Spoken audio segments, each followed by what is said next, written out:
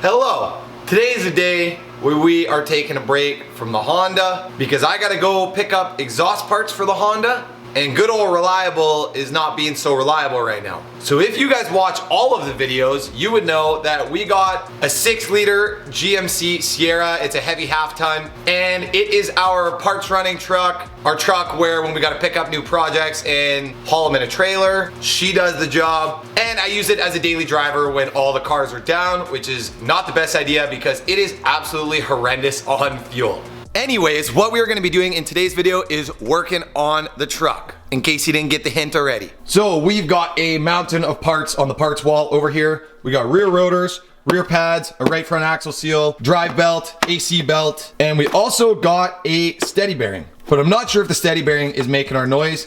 And then we might be installing this dash cam here in the truck today too. Another thing is I've never really gone through and shown you guys our whole setup in the shop here other than the video when we bought the house. But it is pretty tight quarters in here. It's hard to film. I need to get a new camera lens. I'm running an 18 to 55 mil right now on the camera, which is super zoomed in. I did have a 10 to 18 mil, but I dropped it and broke it. I need the 10 to 18 mil just so you guys can get that wider angle in this really, really tight shop. So as you guys can see, the only space we have in the shop is under the mezzanine. Luckily, we have lots of storage up there. I got organized in totes for all the stock parts and stuff like that. But under the mezzanine, we have lots of space for like, eventually I want to put a tire machine and stuff like that over here. We're gonna get rid of all this stuff on the wall over here, but we got like snowboards, all of our hockey gear. I got the bolt bin over here, which eventually is gonna move. But like I said, this is really the only free space we have in the shop. We got Colton's Evo in here right now, taking up the drive-in bay space because we're gonna get started on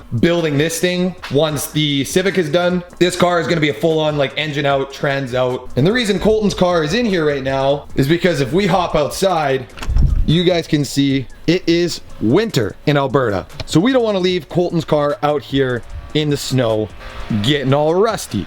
I haven't moved the Protege in a couple days. She's covered in snow. Colton's got the daily Rav out here. So the shop is pretty tight. There is some walking space between bays, but the 2-post hoist kind of takes up a lot of that space. The only thing I've lifted on this hoist is Colton's Rav and the Protege. So I'm kind of scared to see as to what happens here with the truck. Worst case, I'll jack up the back end, put it on jack stands, and we'll do the rear brakes that way. But rear brakes is gonna be our first task. So let's try and lift this thing up.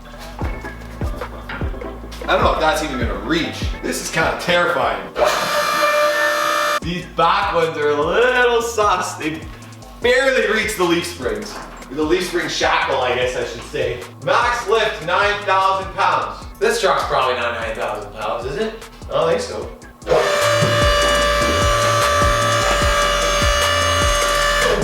Oh, buddy, she is mint.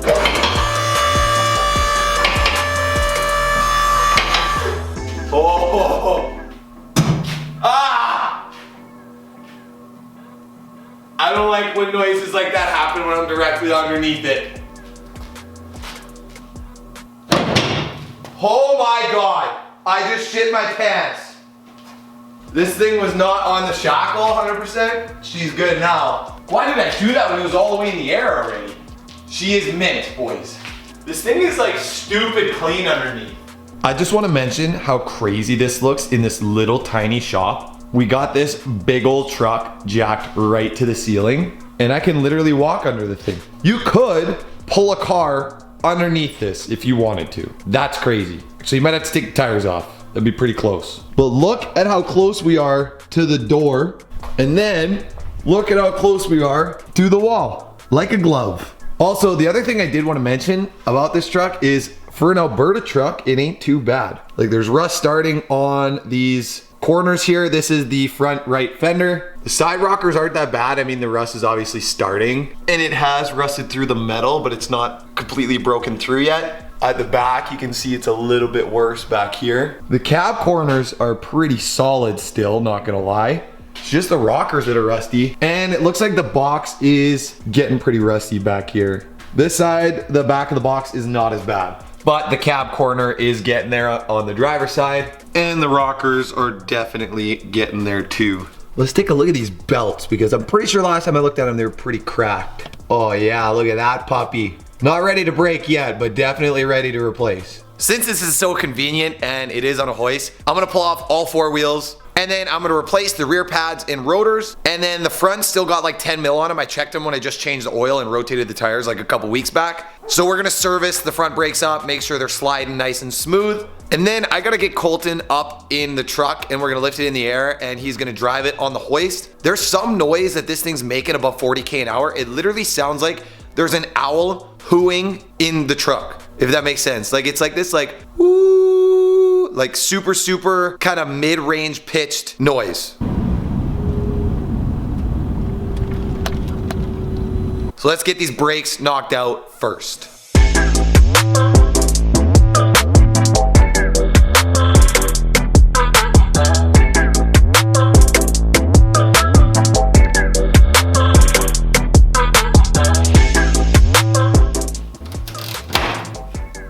Oh, well that broke.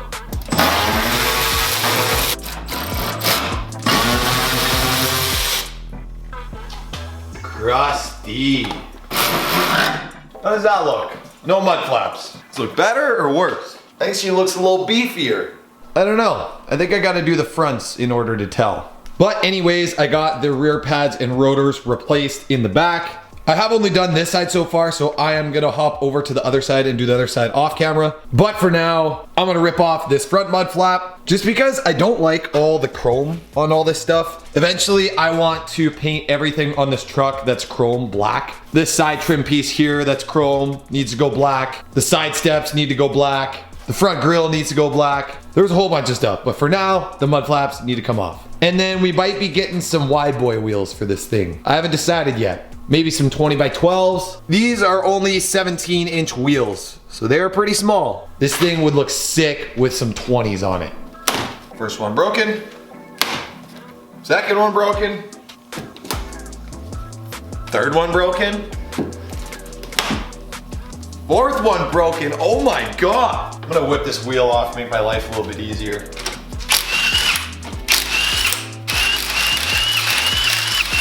Here's the trick, trying to do this with one arm. My shoulder is broken.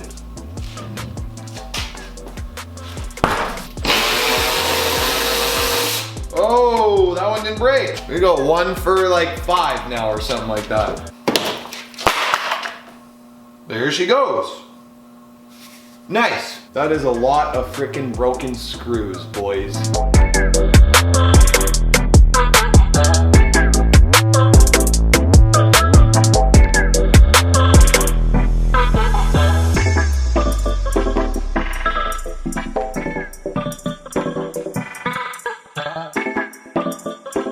All right, boys, we got both drive belts replaced. The AC belt was insanely easy to change. Drive belt was a little bit of a different story, but still like a 15-20 minute job. We got the brakes serviced up front. Other than that, the only thing that is a little suspicious is this steady bearing. If you look at it, none of it's really like torn out or anything like that, but there is a little bit of grease buildup on the bottom of it. And I am getting a little bit of noise from the truck when cruising at like 40 kilometers an hour that I can't pinpoint.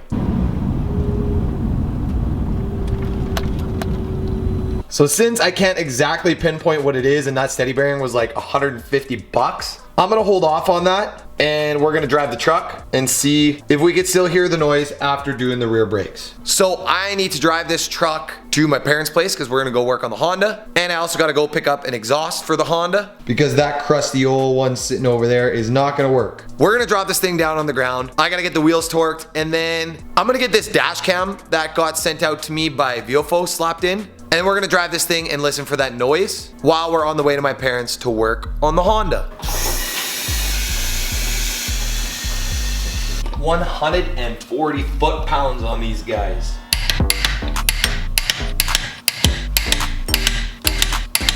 So the next thing I want to talk about is this dash cam. We got this whole dash cam kit sent to us by Viofo, it's called. I need a dash cam for my daily driver because I keep having all of these insane situations happen to me from just other crazy people that live in this world. And every single time it happens to me, I always think to myself, man, I wish I would have got that on camera. So here is our solution to that. This is the Viofo A119 Mini 2. With the Sony Starvis 2 sensor. Don't get mad at me if I butchered that name, I'm not a nerd. Moral of the story is, this dash cam films in 2K resolution, which is pretty freaking good. They also sent us out a polarizing lens filter. Another thing they sent out, which you can also purchase off their website, is a 64 gig micro SD card and the SD card holder. This truck has 2 cigarette lighter outputs in the front, or technically speaking 12 volt outlets in the front, but they do have a hardwire kit on their website if you guys want to do that. And this dash cam is freaking tiny. Look how small that is.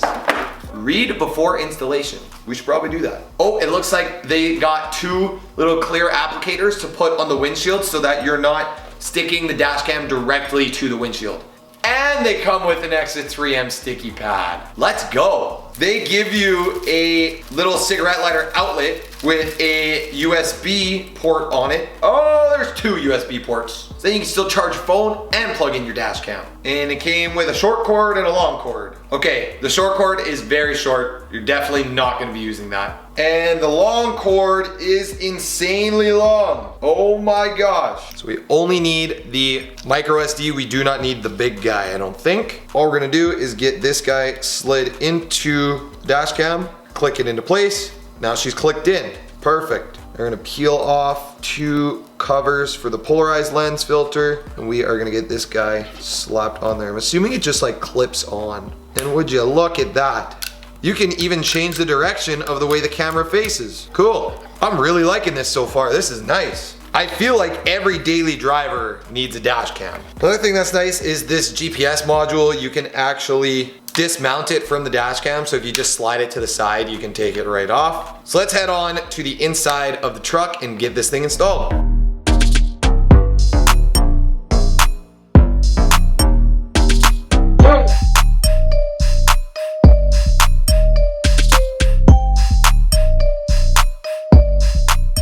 All right, we got the dash cam completely installed for now. Guess I should flip that cord around. Eventually, I'm gonna flip it the other way. I'm gonna run the cord up in the headliner and bring it down this way so that you don't see it. But it is nice in the Sierras that you got 2 12 volt outlets here, because one I can use for the dash cam, one for charging my phone and stuff like that. And the nice thing about this is these plugs on Sierras are a 12 volt constant at all times, even with the key out of the ignition. And as you guys just heard, recording just started because there is 12 volts supplied right now. So I just tucked the cord into my glove box for now, and I have it running up to the dash cam. That's not clean. I don't like having stuff in my driver's view, but we're gonna test out this dash cam for a while, see if I like it in the location that it's at. I did make the mistake of putting this too close to the rear view mirror, and now I cannot get it plugged into the little GPS USB-C plug that sits up here. That was my dumb mistake. Don't make the same mistake as me. But if you guys actually look, it has a full LCD display on the dash cam. And there's so many different little menu options you can go through. You can change the resolution. But the thing that I like the most about this dash cam is that it does a constant loop, just like most dash cam companies do. But what I mean by the constant loop is that when that SD card gets full, it actually deletes the oldest video that's on the memory card. So you never have to go in and plug the memory card into a computer and actually clear all of the videos off of it. I will be linking this entire dash cam setup in the description box below, but I don't want to ramble on too long about this because it is just a dash cam. Big thank you to VOFO for sending this out for us because I've needed a dash cam for a while. And like I said before, every daily driver needs a dash cam because there's some crazy people in the world and it's kind of nice to catch it on tape sometimes. And also for insurance purposes or anything like that, to determine who's at fault in an accident. If an accident happens, a dash cam is worth 10 times more than your word versus theirs, because the dash cam is video proof of what happened. The last thing I do want to mention about this dash cam though, if I'm parking in a sketchy area, I can leave the dash cam plugged into a constant 12 volts and it's recording right now. So when I'm away from my truck, this is going to be recording everything that's going on, even when I'm not in the truck, which is awesome, but it is going to drain your battery a little bit. But honestly, for how tiny of a camera it is, I don't think it's going to drain enough to kill the battery super fast.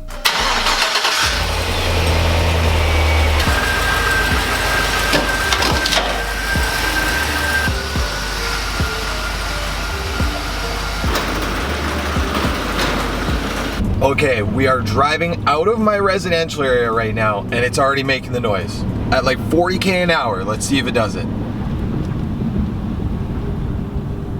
There it is. It is so freaking minor, it's insane. But it's constantly making the sound. Anytime I'm going like 40K an hour.